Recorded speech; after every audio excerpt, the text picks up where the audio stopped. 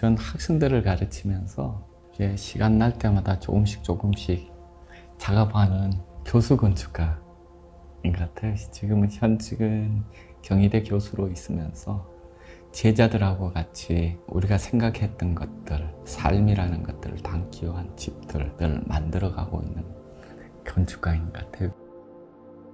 다른 건물처럼 이렇게 오피스라든가 뭐 커피숍이라든가 이런 거는 잠시 머물고 있잖아요. 근데 주택은 그 안에서 어때요? 먹고 자고 인간이 가지고 있는 모든 행위를 다 담는 거잖아요. 전 젊었을 때 주택이 우주다 라는 말이 와닿질 않았어요.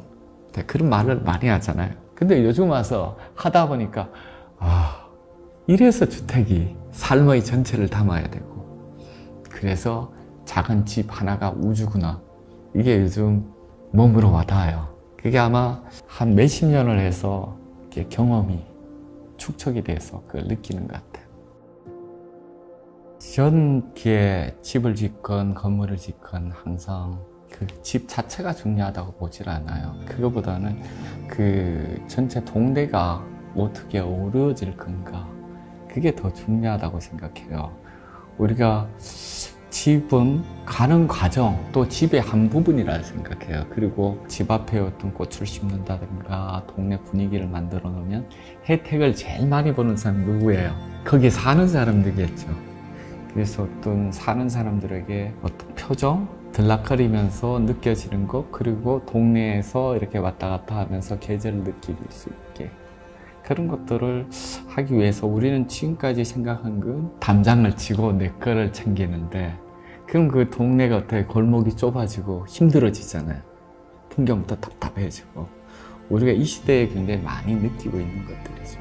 그래서 가능하면 그 사는 사람의 표정, 이런 것들이 조금 바깥으로 표현될 수 있고, 그게 동네가 하나로 올려질 수 있다면 그 집은 훨씬 더 풍요로워지지 않을까, 그리고 나가서 동네는 하나로 어우러지지 않을까, 이런 생각을 하고 있어요. 전 건축하면서 서양 건물들을 이렇게 보면 가장 부러웠던 부분이 역사적인 건물 옆에 건축가의 건물들이 있는 게 가장 부러웠어요. 저도 어떤 기회가 된다면 역사적인 건물 옆에 한번 지어보고 싶었어요. 근데 간절히 굉장히 오랫동안 바라다 보니까 그게 기회가 왔어요.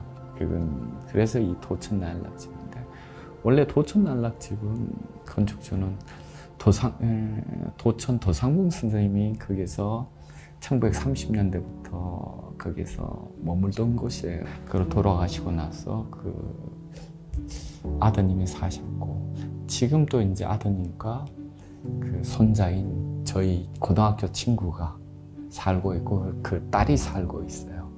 그래서 처음에는 제 친구인 도상궁 손자가 처음에는 거기 환경이 굉장히 좋았었대요. 이웃들도 친하게 지냈고, 그리고 우리 서울 도심이 거의 다가구 다세대로 지어지면서 주거 환경이 급격히 나빠지고, 친구의 가족들도 그 살던 데를 버리고 신도시에 가서 주택을 짓고 살까, 이런 생각을 했어요. 그래서 전 친구한테 이런 얘기를 했어요. 그래서 사실 땅을 지키고 살고 3대가 살아오고, 그리고 굉장히 유명한 할아버지가 그곳에서 작업했던 곳을 버릴 수 있을까? 그냥 이름 없는 다가구 다세대로 지어지는 것들, 그런 것들에 대해서 제 건축가의 어떤 생각들을 피력을 했어요. 눈에 보이지 않는 가치들에 대해서 친구한테 얘기했죠. 대화하고 나서 가족회의를 해서 거기에서 머물기로 이렇게 해서 이 집이 탄생을 했습니다. 땅을 이곳에 어떤 모습으로 가져서 이 문화재 옆에 있어야 될 건가, 그 어떤 태도, 그 생각, 그게 꽤 어렵더라고요. 그래서 가능한 제 생각은 여기에서 주변의 것들을 최대한 기대해서 하자. 그래서 여기 건물을 보면 이 색깔은 어때? 메인 건물 색깔, 여기에서 기와 색깔하고 어때요? 닮아 똑같죠? 이 색깔은 어때요? 여기 단청 색깔이라든가 이 벽돌들 색깔하고 유사하죠. 거기에 있는 것들을 조금씩 따와서 이거가 전체적으로 어울릴 수 있게끔 하나로 이렇게 엮일 풍경이 색깔이 어울릴 수 있게끔. 그래서 아마 조금 큰 부담이 없지 않았을까. 그러니까 원래 있었던 집처럼, 풍경처럼 그걸 보여주고자 했는데 좀 성공한 것 같아요. 그런 면에서. 가장 공동주택이 이 시대에 가지고 있는 한계는 공급자 위주, 짓는 것들에 지어서 많은 양을 만들겠다라는 거. 그러다 보니까 우리는 선택의 여지가 없어요, 사실은. 우리 거의 대부분이 공동주택에 살고 있잖아요. 저도 공동주택에 살고 있어요. 그런 여건상 단독주택을 우리 서울 시내에 가진다는 건 거의 불가능해요.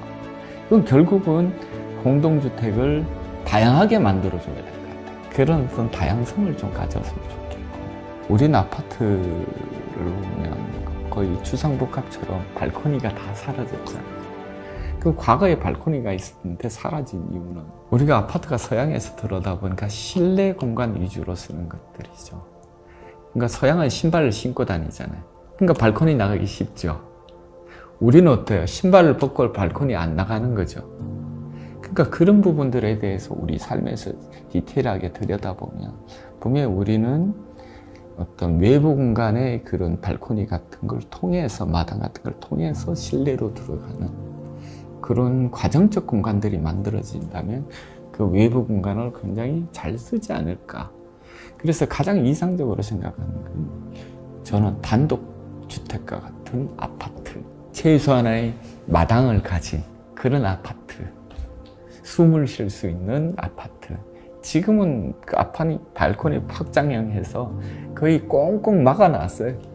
그런 부분에 대해서 우리가 아파트에 대해서, 우리 주거에 대해서 우리한테 맞는 것들, 우리 삶의 라이프 스타일 이런 것들을, 우리 생활에 맞는 것들을 찾아가서 조금씩 진화시켜야 되지 않을까, 그런 생각이 들어요. 전 사실 도촌 나일락집이 대상을 받았는데 그 대상 받을 거라 생각하지 않았어요. 근데 이 대상 받은 거는 제가 건축주 덕이라고 생각해요. 왜냐하면 이런 마당을 좀 내주고, 그리고 건물 용적률을 어때요? 보통 용적률을 다 채우잖아요. 근데 여기는 용적률이 절반밖에 안 채워졌어요. 그러니까 왜 여기에 면적에 대해서 욕심을 안 내고 내주고, 그런 것들에 대해서 충분히 공감대가 형성이 됐고, 이런 책도 만들어주고, 그러니까 살면서 행복하다는 이런 모습들, 그건 어떤 이런 실천해 가는 거, 어떤 상이라는 건 저도 그런 생각을 해요. 보통 건축가로서 멋있는 작업은 할 수 있죠. 멋있는 게 보다는 사실 같이 함께 살아가는, 서울을 함께 가꾸는 거, 꽃이라도 하나 이렇게 집 앞에 내놓을 수 있는 이런 것들에 대해서 우리가 박수를 하고 응원을 해주는 거.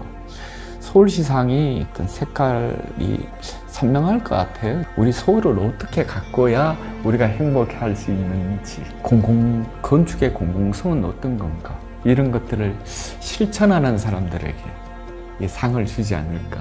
그건 건축가 혼자만 되는 게 아닐 것 같아요. 이웃들을 배려하면서 만들어지는 것들, 그런 것들의 가치를 부여한다면 우리 서울은 한결 편안하고 살기 좋은 도시가 되지 않을까, 이런 생각을 하나요? 그래서 이런 상이 쭉 진행돼서 좋은 건물들을, 그런 배려하는 건물들, 동네를 배려하는 건물이 많이 나와서 더 배려하는, 그래서 박수 칠 수 있어서 좋아요.